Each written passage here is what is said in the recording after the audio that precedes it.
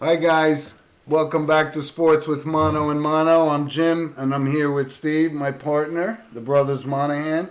It's April 26th, 2020. Steve? Hi, everybody. Welcome back to our show. Hope everybody's well. Me too. Me too. And we'll talk about it. Like I said, we're still in this freeze, right, as far as sports goes. No, actually, there was a live event last night. The U.S. Rodeo, actually. Out in Oklahoma? Yeah, whatever. Stage an event. Okay. Nobody in the stands, but the guys got to ride their bulls and, Yeah. rope their calves and things like that. So that's a milestone as far as the situation goes, right? And then I think rumor on the street is the NBA has been slowly telling some of their players to start practicing. So Right. I don't know what that means, but these are all little signs that something And I was thinking about will this start up hopefully in a month or two. Yeah, I could see this happening actually, and I don't want to put a target date out like May 15th. It may stretch out a week after that, but I think we're getting close. I think we're going to be NHL and NBA. I think they're going to start coming back little by little, and can they complete a season? But what I wanted to ask you about, some of the things they're saying that they'll put 20 teams in the playoffs, or everybody's in the playoffs in the NHL? Is that a real viable thing? I wish I had the answer. I think that's the $99,000 question from the honeymooners. Right. I can't fathom a guess how they're going to do this, or I think they're going to have to shorten the season. Of course, right? I mean that's shorten the season. Right? That's a foregone conclusion. But I don't know how many games Yeah. they'll play to, get conditioned, and then what the playoff format would be. And then the other thing is, what about next season? Meaning, how long does this current season Go right. Go. They've been playing hockey in will it August now? impact Right. the opening of, in theory, the normal regular season? So there's a lot of unanswered questions about that. Yeah. But the point is, hopefully sooner rather than later, things start trickling in and we see some live events. Yeah, I'm starting to get a little bit more optimistic than I was, let's say, a week ago, because you didn't know how things were going to turn, but things starting to look better, and it's been a crazy, crazy time. And like I said, to all our fans out there, we just hope you're happy and healthy and getting better. And Yep. we use that phrase. It's an old cliche. This is the new norm, right? But unfortunately, it is. Still wearing masks to go buy a loaf of bread. Yeah, It's no joke. no joke. No joke at all. So, but listen, we're going to try to take our minds off that for a little bit and jump into something something very close to our heart is the NFL draft. And again, which first live, somewhat sporting event. I think the draft has obviously caught on. We've talked about our experience where we would go to the draft, and really it was kind of a An event. It was an event. yeah, but kind of a closeted thing amongst diehards, right? Oh, it wasn't as crazy as it No, for today. That's my point, Yeah, right? you're What right. it's morphed into by where the viewership was great. I predicted it, right? And Roger. We're talking about the virtual draft, right? Right. And that's what we're talking about. But the right? viewership was pretty good. But you would expect that, right? What Well, we else- knew what else that would- going in, Yep. right? But I thought it came off good. Roger Goodell, in his man cave, and I thought it went off without a hitch. I mean, I thought it was pretty good. Henry Ruggs in his bathrobe. What'd you think of that visual? There's about 100 of them we could talk about, but I do know one thing: every guy that was getting drafted in that first round, these places they were, if these are their houses, these are pretty nice. Right. The Henry Ruggs wearing a robe. Wait, I thought he grew up in a shack in the Mississippi Delta. Right, yeah. Not this mansion. And his Tony Soprano robe, going to get the paper. Absolutely. But yeah, we'll talk about it. But one thing I thought that was real good. I actually thought the coverage was flawless. right? What was unique is ESPN. It drove me crazy to see Michael Irvin there, though. I To know, be but quite honest with ESPN you. and the NFL Network combined forces on this, And they did well. and that was a good thing. And I wanted to give a shout out to. I thought Trey Wingo did a pretty good job. He's Nah, big quite Trey. the seasoned professional Yeah, now. I'm a big you know? Trey Wingo guy. Me I too. think he's And that's a big stage. He's good. He nailed it. right. He He's nailed Chuck it. Woolery, and he's got the humor. Right, very He's got it handsome, all. you Yeah, know. yeah, right. Wearing the sneakers with the suit and stuff. But Absolutely. you know, and of course we had Susie Colbert. You know, chimes in. Right.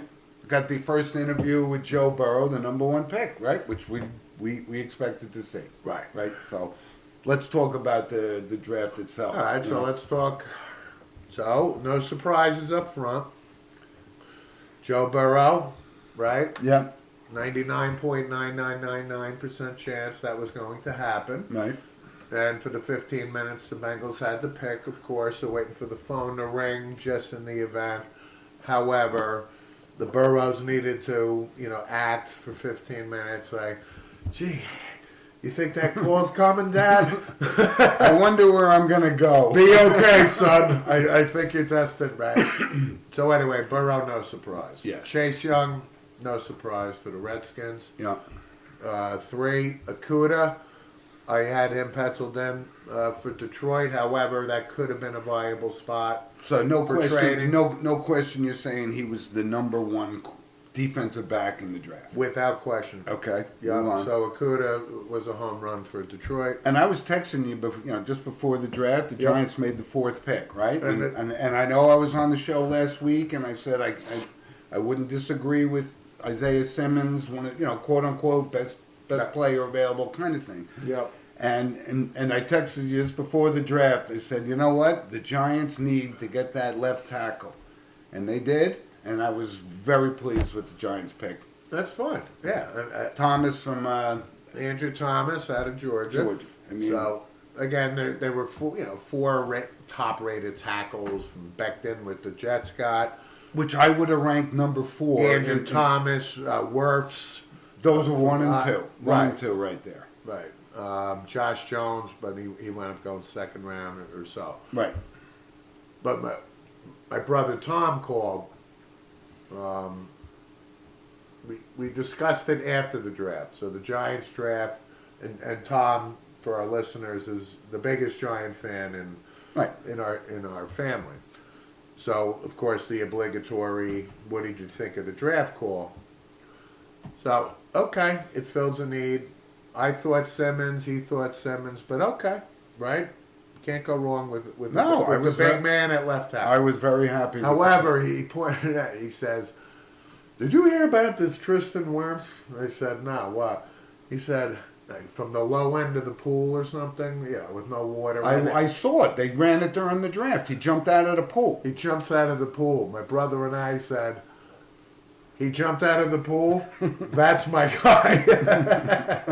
Exactly. It's So typical anyway, Miami, yeah. I get him in went with Andrew Thomas. But they actually ran that clip after he was picked. Yes, I thought that was quite a Yeah. athletic achievement for a large man. Yep. Right. So, and then the Dolphins. I had Tua going to the Dolphins. Not that I'm a clairvoyant or anything. Or I don't want to bring it up that's who I was suggesting that Sure, the both of Dolphins us, it would right. be good for it, and that worked out. And I knew that the Chargers needed to fill the Rivers void, so It could have they been, were going Herbert. right. So it could have been reversed. I mean, nobody would have been surprised. But Exactly. But Tua and Herbert went where we thought. Back to back. The Panthers at 7. I thought they. Derek Brown, Yeah. stud, Yeah. stud. And then in the second round, the Panthers got Matos, or this guy from Penn State. So the Panthers are the first. Something Yados Green or Yeah. something. Right? Matos from Yeah. Penn State. So they solidified the defensive line. And I wanted to, before we even move on, I saw that little piece they ran on this kid from Penn State.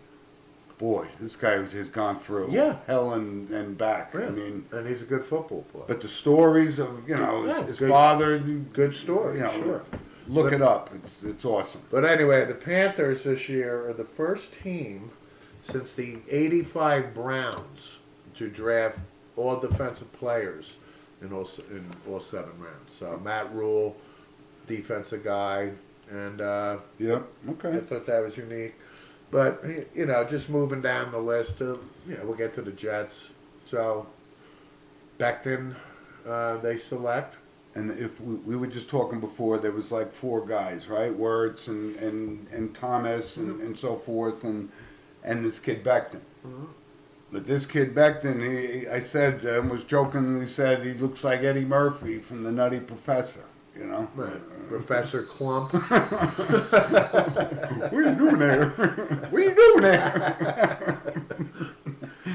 But that's what I thought. But you it know. filled the need. You're talking about the Jets. I think the Jets actually had a pretty good draft. I really do. And again, it's the Jets. We can have this historical discussion of how they botch it, but there's always a different regime botching it. And I would. Does I that was, make sense? And I was looking at And this. this is Joe Douglas's first draft. And I was watching it closely, and I could have sworn that they were going to take C.D. Lamb or somebody like that. They need a wide receiver. Yeah. But C.D. Lamb ultimately falls to your Dallas Cowboys. What about that pick? Well, let me get back to the Jets that they didn't take C.D. Lamb, but you know what? They got a really good receiver in Sims from Baylor. Really good. No, I'm serious. I think, Second round kid? I think No? this kid is good stuff. All right. Okay. Go. So your question about the Cowboys, C.D. Lamb fills a need. I thought they were going to go defense.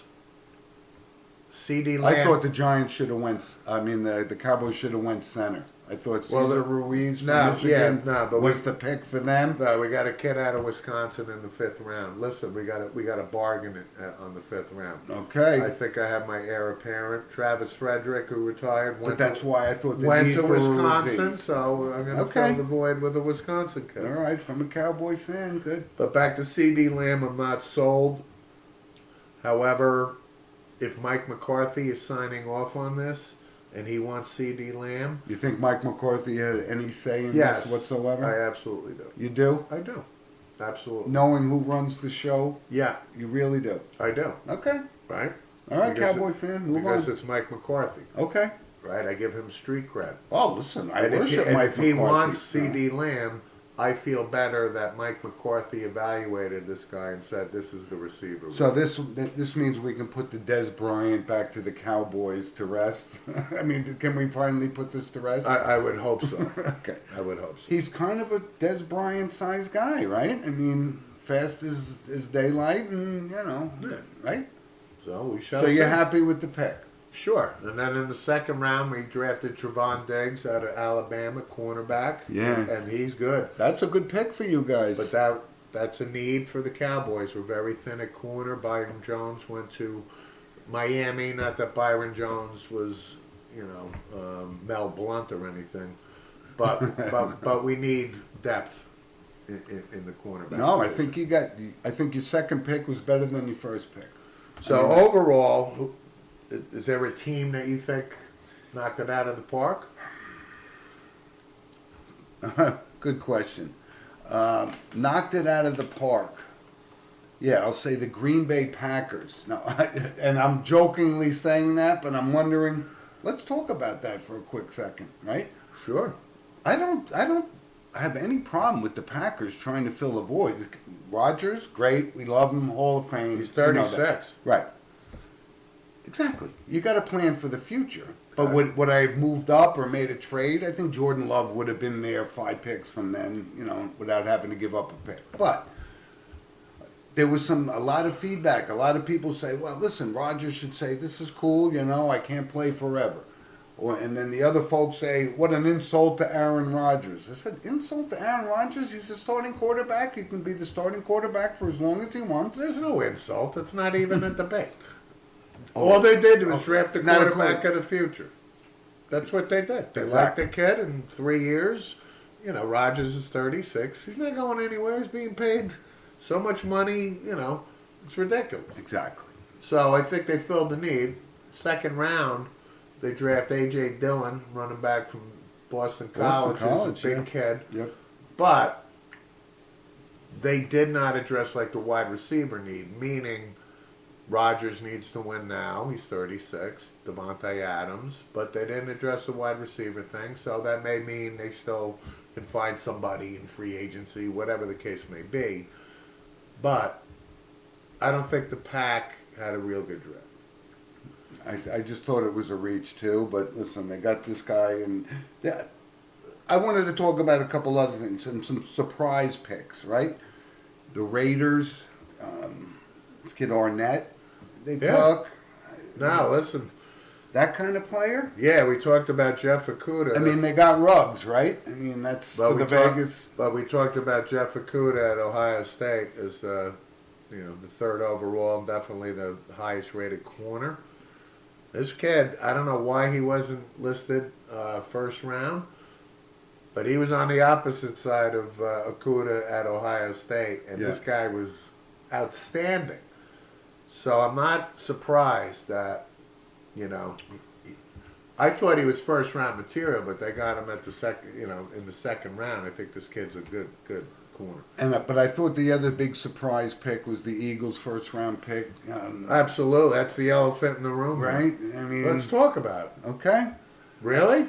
I thought it was, and again, Steve, this is so objective here. We look and who's going to make it. The Mandariches and the Leafs Absolutely. don't, and the other kids that you never hear about. Maybe we should have said a waiver before we started to talk about the draft. But again, you just hit it right on the head a second ago. You said, if this is the guy you want, Go then get this him. is the guy you take, Right. right? This is the Daniel Jones thing, right?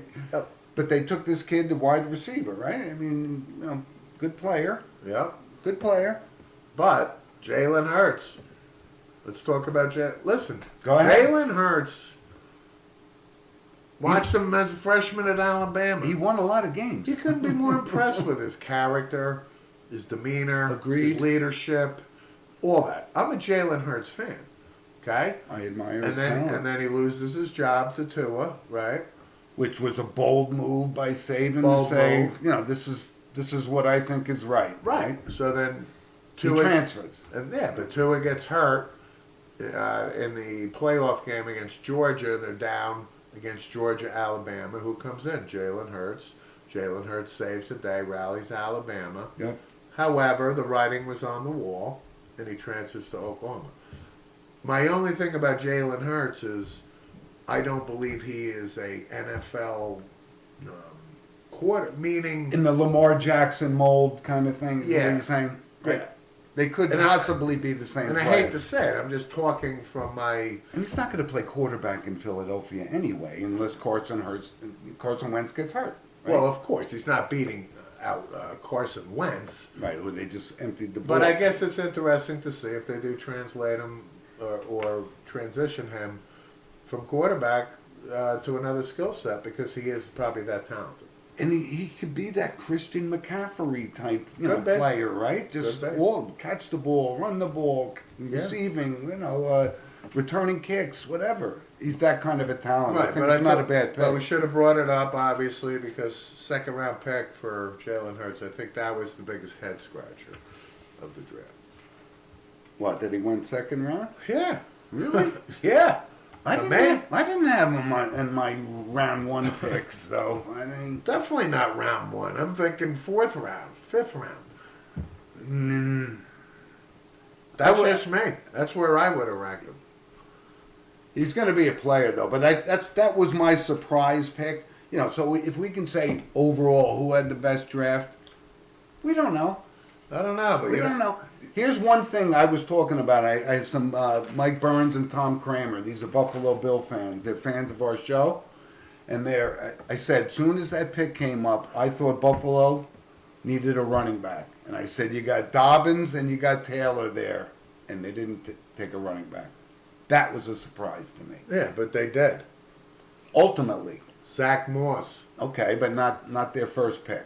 The point is, They must like this kid Singletary. Who Zach wants to- Moss is a steal. So I was going to bring up who had the best draft.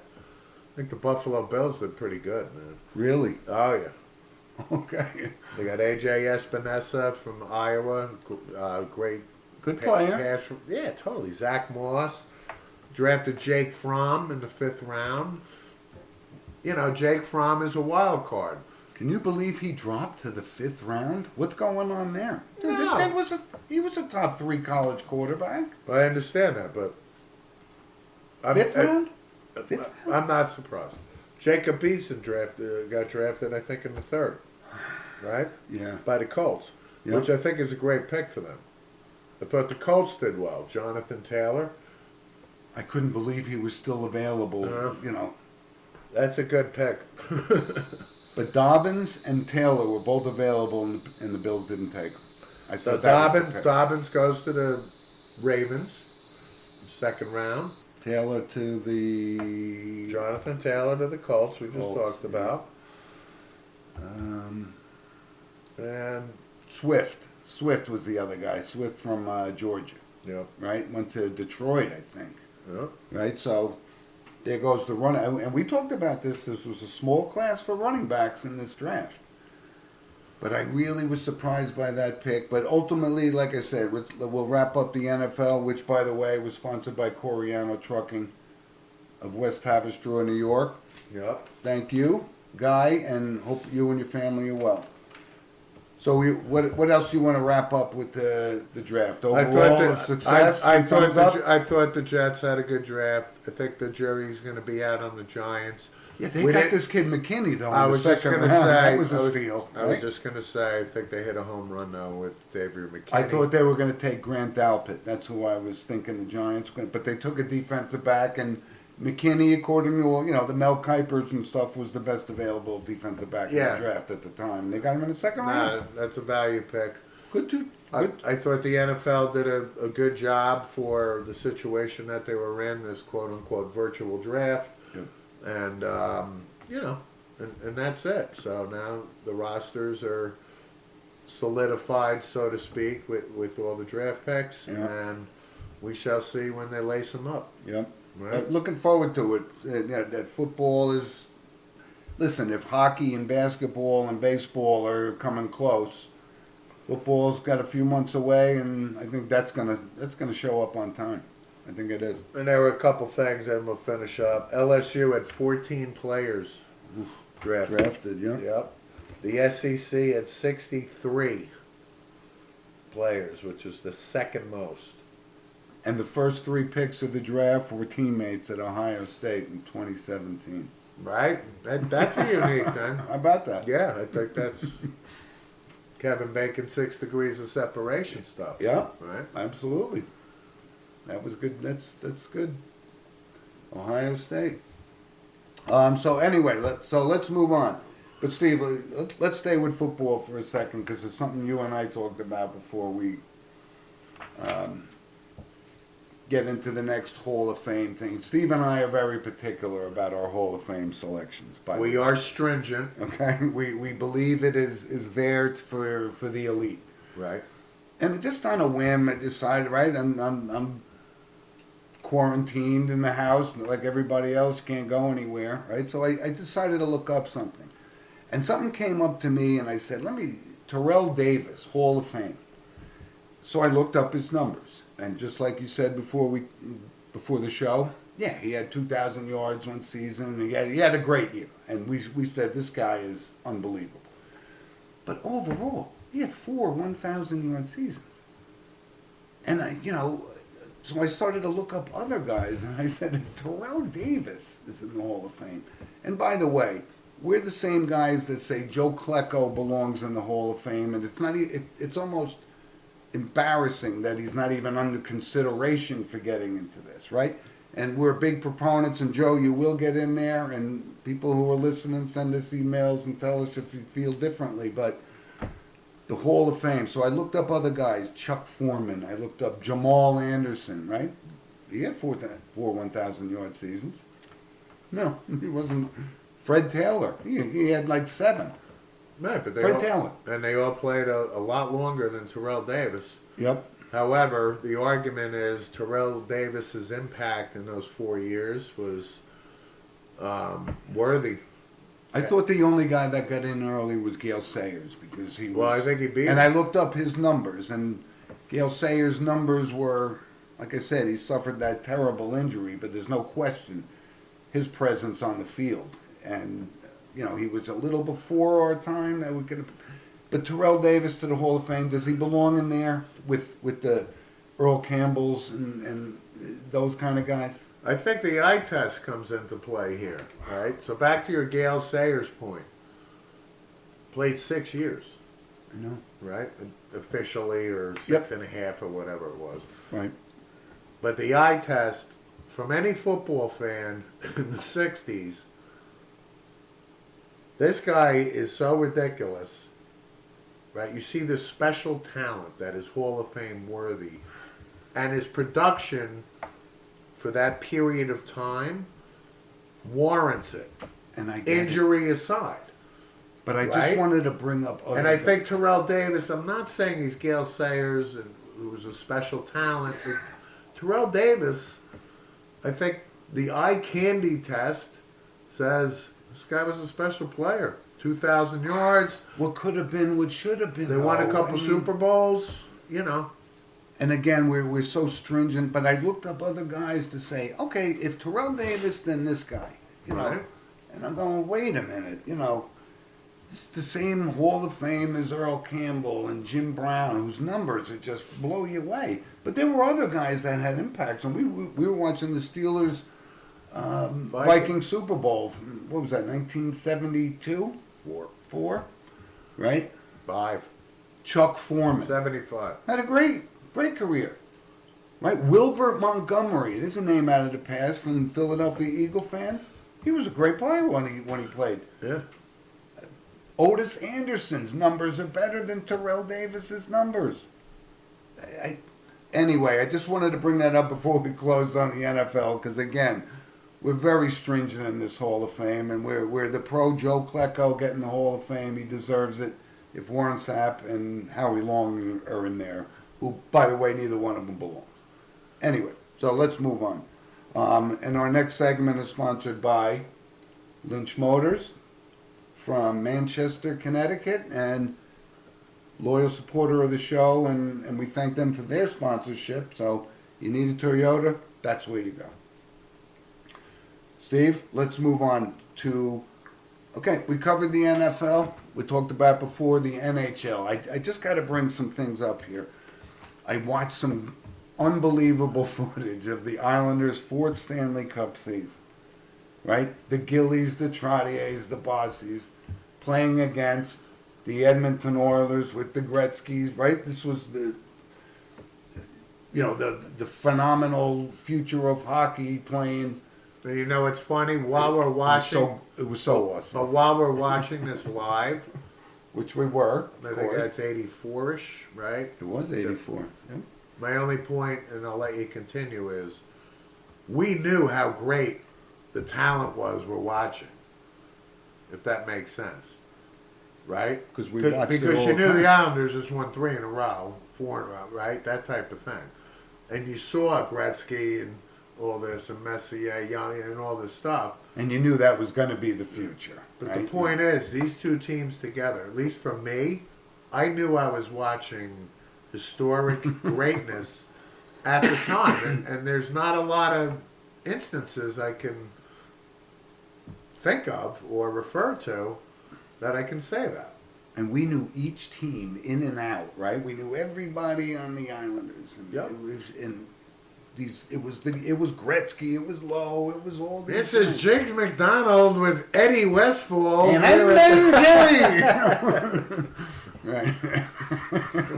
With Eddie Westfall and Jigs. But we did. We watched a great era. But on the NHL Network, they replayed some of these games, and it was just so awesome to watch Mike Bossy, Clark Gillies, Brian Trottier, Bobby Nystrom, Dennis Potvin, Billy Smith. It Butch was Goring. So cool. We could go on and on. Right? So I watched that, and I wanted to let's stay with hockey for a second because I also watched the 1970 season, Boston Bruins, New York Rangers, and it was unbelievable to watch this. The first 2 games, everybody had their gloves off, they're brawling. It looked like a scene from F Troop, Right. you know. Right. and Bobby Orr playing in this game, right? And a young Phil Esposito playing in this game. Johnny Busick still on the and Eddie Jockman didn't have a mask for the New York Rangers. But it was so cool to see, and we talked about, a couple of weeks ago about our best of all time in their sport, and we say Gretzky, number 99, move on, we get it. Yeah. And you just said, I watched Bobby Orr in this, and it was so awesome to see him playing against Vic Hadfield and Rod Gilbert and all this, and it was so awesome. And you just said people could make a case. He was the greatest hockey player. Yeah, I think we need to clarify that. So when we talked about, and we asked our viewership and we got feedback, who you seen, who's the greatest, right, et cetera, et cetera. Yep.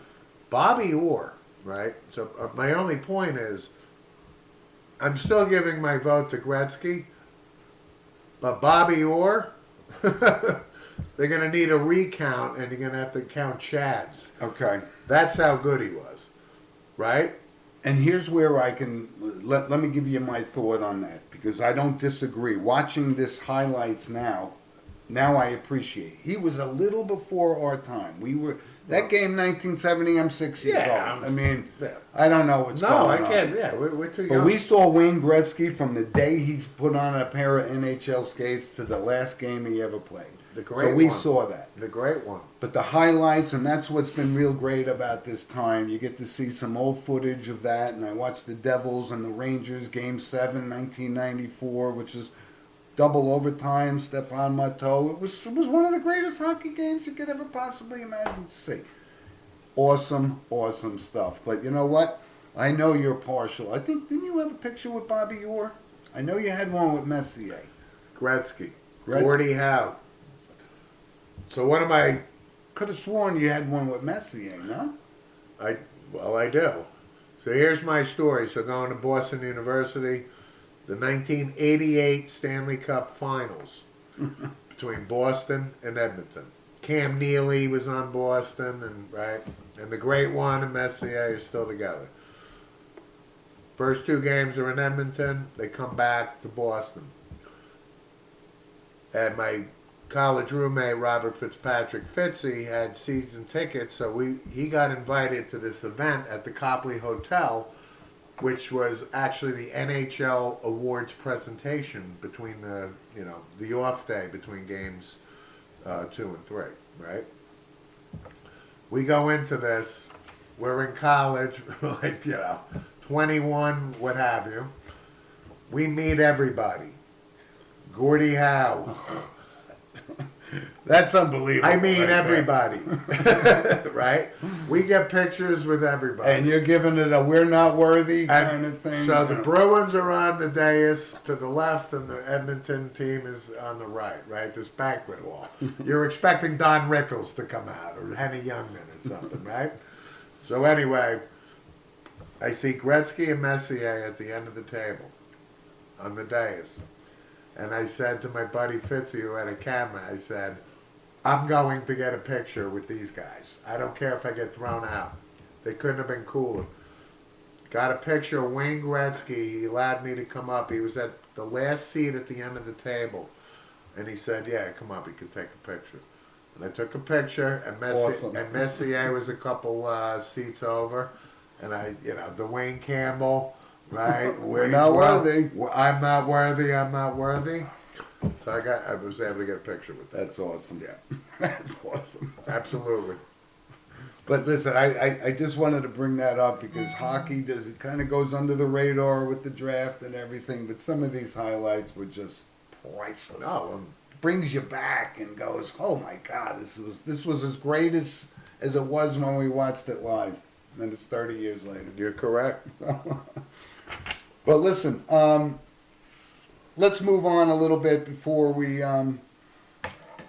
there is one thing I said, if you think there weren't sports, I watched the Bassmaster Classic on ESPN this morning. It was pretty good. Yeah. Hank Cherry. I don't know if he can be confused as the Babe Ruth of bass fishing, but I enjoyed it. And actually, we're here in the suburbs of New Jersey, and they stock the rivers, and fishermen are out. So I think things are getting back to normal here. Right.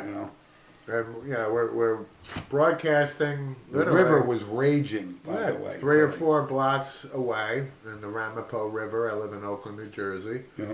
and it's nice to see at least 10 or so fishermen out there. And Yeah. Their waders on, but that's what kind of inspired me to go check it out because I watched the Bassmaster Classic, and that's pretty cool. Believe it or not, you guys could spend a half an hour watching this. It's kind of fun. Right. It's kind of fun. So, Steve, let's before we close out the show, you got some notables, right? And like I said, bring this segment up is kind of difficult for us, and this one kind of is more personal than. Yeah, I'm gonna leave the most personal for last, but Yeah. notables this week: Mike Curtis, Linebacker, Baltimore Colts. Colts, one of our faves. Oh, God. He was awesome. Mike Curtis passed away this week at 77. Yep. Super Bowl champ with the Colts. Yep. Wore number 32. Yep, which was kind of unusual for a linebacker. Yeah, but that at was the time. Mike Curtis. We knew it was Mike Curtis, one of the toughest guys. And as a Cowboy fan, and again, I'm too young. We just talked about like 1970 with the Bruins and Ranger or whatever. Yeah. Same thing. So as a Cowboy fan, the Cowboys played the Colts in the Super Jim Bowl. O'Brien field goal. So it's January of 71, right? Right. But I'm too young. My first memory of Super Bowl. I remember watching the game, though. It's the following year, Roger beating up on the Dolphins, okay? Yeah. But anyway, Mike Curtis, Craig Morton was the starting quarterback for the Cowboys, and Mike Curtis made a big interception late in the game. It was a sloppily played game. However, Curtis made this big interception, which led to Jim O'Brien kicking the game-winning field goal. 16-13 Colts, they win the Super Bowl, but Mike Curtis was instrumental.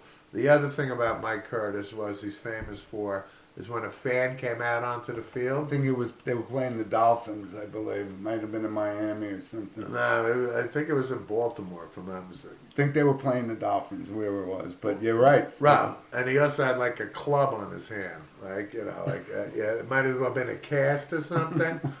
And when I tell you he laid this guy out, It was kind of funny because I saw a thing on Mike Curtis. I mean, people feared him off the field. Yeah. He was that ferocious. Right. He was awesome. And So- he's not in the Hall of Fame? Really? yeah, Really? so we may have to put him in our list of candidates to campaign for. So Mike Curtis, R.I.P. Yep. Entertainment fans, the Monahan brothers grew up on Green Acres. Sit down, folks. This is going to break your hearts. We could do 7 hours on Green Acres, right? But anyway, Ebb, Tom Lester, You know? Gee, Ed Lawson, I think his name was. Well. Character Ebb, on Green Acres exactly. So Ebb passed away. at 81 years old. R.I.P. We enjoyed his character. Green Acres to the Monahan brothers is one of the all times. As silly as it possibly is perceived, and it is, it still was funny enough that we watched it, and we watched this guy, and he was funny too. Right, but we realized how silly it is, and that's what made it so funny. Right, we don't advocate your children spend, the hours we did invested in this stupid show. Thank God there's other alternatives out there like Netflix. So Right. you don't have to watch Green Acres. Right, that one of the stars of the show was a pig. Literally. So, anyway, those are the notable passings, and, No, actually, there's one more. yep. And Gary Walker. So I may have mentioned when this Corona thing started, Oakland. He was sick. He got afflicted with the Corona. He's battling 6 weeks. Yep. Gary was a Bloomingdale cop, police officer, volunteer firefighter guy. I played softball with Gary for many years. One of the nicest pillars of the community type of guy. Wow. And you know what? He battled as hard as he could, and he passed away about 48 hours ago at age 53. He's got a young daughter, 11 years old, and he leaves behind a wife. So I just wanted to say, You know, and see if you brought this up. I wanted to bring up Gary. But you brought him up when he was initially diagnosed, and then it looked like he was rallying around, and this thing takes no prisoners, and then he finally succumbed to it, and I'm heartbroken for you and the community at large, because when you lose a pillar of the community like you just said he was, Yeah. it's a big loss for everybody around. So R.I.P. Gary. Okay, Okay. R.I.P. is right. That's And then our very last, sad. our last sponsor that we thank is Di Filippi's Bakery up in Monticello. And again, Carmela is the owner. She is working a GoFundMe page to help the frontline workers and families in need. So if you want to contribute to that cause, they're making meals for them, etc., etc. Just go to Di Filippi's Bakery's website, and there'll be an icon or something there for you to Yep. check that out. And That's very good that they're doing that. then we thank Di Filippi's, as always, for their sponsorship. Awesome. And listen, Steve, before we sign off, there's just one thing. I'm going to pose it as a trivia question, and without anybody looking it up, because I wouldn't have got the answer to this. The top left-handed quarterbacks touchdowns of all time. Who was number one and number two in that league? And if you know it, send us something and we'll discuss it. But I wouldn't have got the number one. I know who you would say the left-handed quarterback with the most career touchdown passes would be this fella, Right. and you wouldn't be far off, but he wasn't number one. Look it up. So anyway, I just wanted to kind of leave our audience dangling because we really do want to hear from you, and so send us an email at sportswithmono@gmail.com. We'd love to talk about something like that. And listen, don't fret our basketball fans. I was doing some research on the NBA Hall of Famers, and there's some guys that I go, he's in, and this guy's not in, so I may want to bring that up on the next show. We covered the NFL this week. Yep. So anyways, thanks for joining us, everybody. Stay healthy, and all our best, and reach out to us. Look forward to seeing you next week. Thanks for listening. Have a great week. Stay safe.